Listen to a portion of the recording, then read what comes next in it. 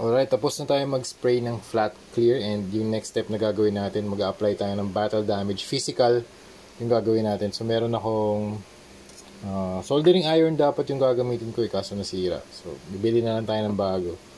Pero right now, ang ginagamit ko kandila. So, ito kandila at saka itong sculpting tool na to, yung pointed.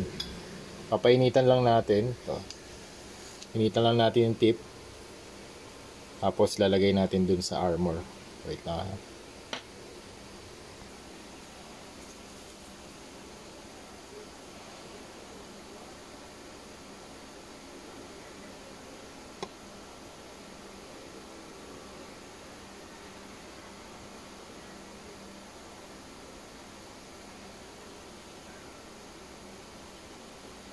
Kulang pa sa init.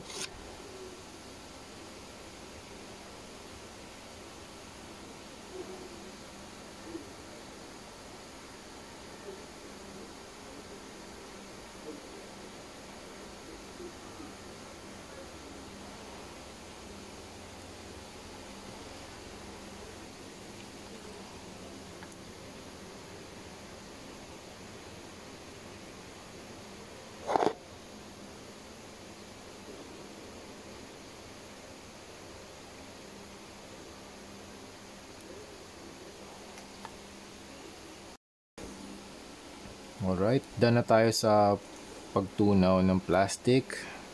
So ito na yung appearance niya. So meron siyang battle damage dito sa chest, dito sa ilalim ng arc reactor, and from the right part of the chest papunta dito sa middle hanggang doon sa neck.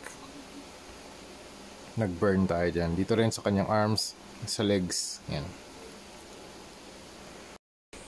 Alright, after this, we will apply a black wash dun sa mga red parts. And dito naman sa mga gold parts, leather brown naman yung wash na gagamitin natin. Pwede tayo mag-focus dito sa mga parts lang na may physical damage. So, pwede tayo mag-apply dito ng black wash.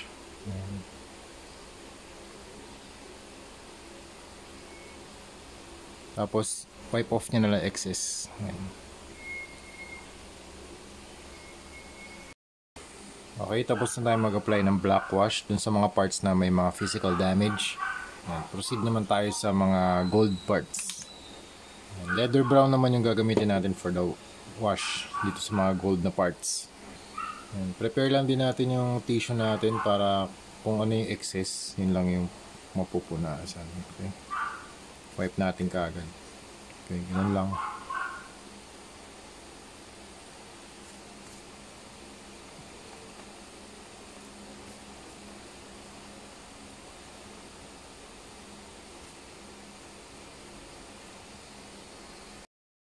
Alright, after the washes, ito na yung gagawin natin. Dry brushing na using Vallejo Metal Color Silver. Okay, start tayo dito sa my chest area. Dahan-dahan lang mga ma'am sir. Kapag nagda-dry brush tayo, yan, nagkakaroon siya ng weathering. Tapos na-emphasize din yung sculpt. And nag-a-add din tayo ng konting highlights.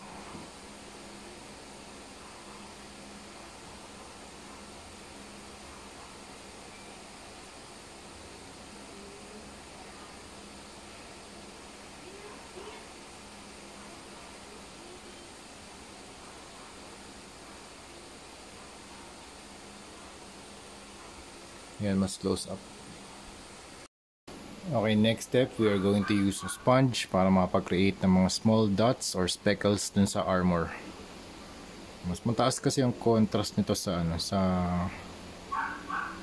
gold. So you can apply, pwede rin naman sa red. Ayan. Mas mataas lang ang contrast niya pag gold.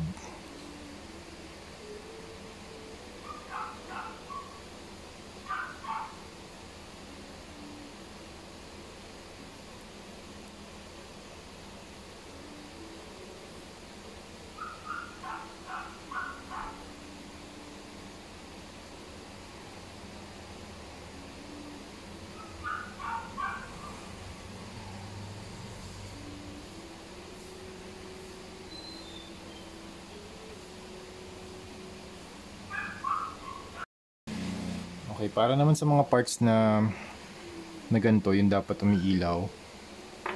Ito hindi natin to lalagyan, yung arc reactor, kasi may LED siya eh. So pwede natin to lagyan, itong mga parts na to, yan. Paint natin ng turquoise and white. So dito din, since dapat nag-light up siya, paint natin to ng white and turquoise. Mix natin turquoise tsaka ano. Okay lang lumampas kasi nag-glow naman yung ano eh, yung light.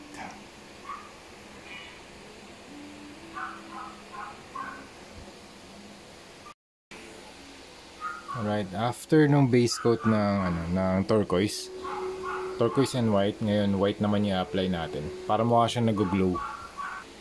I-try natin dito.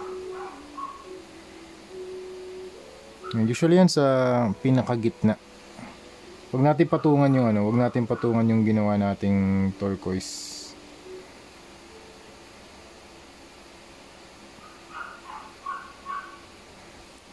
Yan.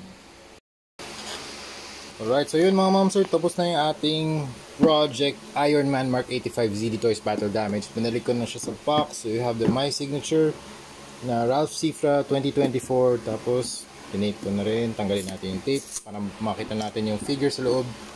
Then here we go, meron na rin signature dito sa loob inside the box. Ship na natin to papuntang Bulacan. Thank you very much client. Natin yung mga components. Ito na yung components sa loob ng box. So ito yung first tray. So yung first tray, nandito yung figure, meron siyang LED. LED na to mga ma'am. So yan, gumagana pa rin yung LED nya. Okay, so ito yung battle damage na custom natin. So here's the front and here's the back. Yan. Tapos yung mga repulsor blast nya, nag-paint na rin tayo para mukha siyang umiilaw. Okay, tanggalin natin yung ilaw, turn off the LED, then you have the hands 1, 2, 3, 4, 5, 6, and then you have the kuha tayo ng blue tack para makuha natin yung mga pieces. Yan. Yung Infinity Gauntlet ni Iron Man. Okay. Tapos pinaint din natin yung mga effects, yung ridges or yung damage dun sa arms niya, yung parang umiilaw pag nagtatransfer yung energy. Yan. Then you have the ano pa ba next, ito yung kanyang sword. Yan.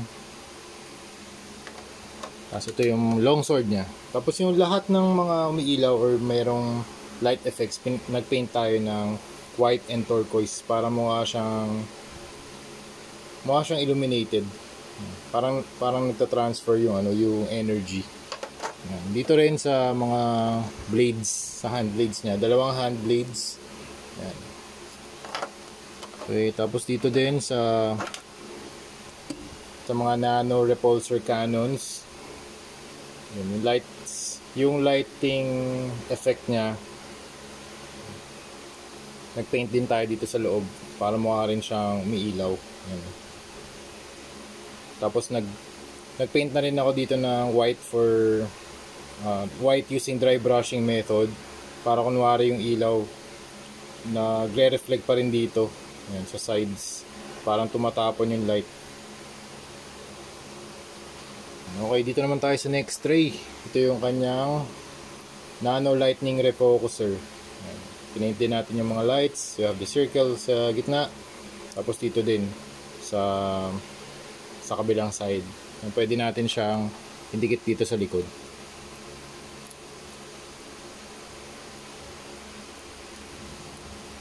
Dah, nangyari.